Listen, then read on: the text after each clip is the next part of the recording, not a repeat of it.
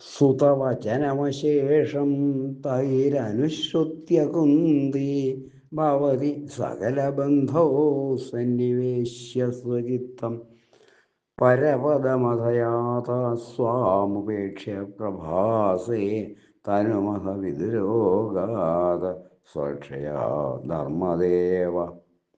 കുന്തിദേവി അവരോടൊപ്പം പുത്രൻ പറഞ്ഞതെല്ലാം കേട്ടിട്ട് സകലർക്കും ബന്ധുവായ അങ്ങയിൽ സ്വന്തം മനസ്സുറപ്പിച്ചിട്ട് പരമപദത്തെ പ്രാപിച്ചു.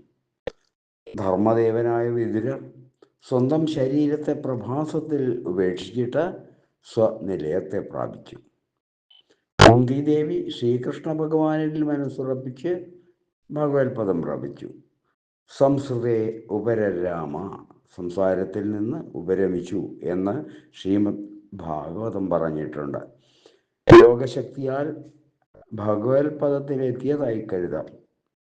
വിതുരർ യമധർമ്മൻ തന്നെയായി സ്വനിലയം പ്രാപിച്ചത് പ്രഭാസത്തിൽ ദേഹം ഉപേക്ഷിച്ചുകൊണ്ടത്രേ.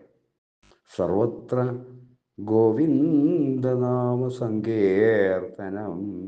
ഗോവിന്ദ ഗോവിന്ദ.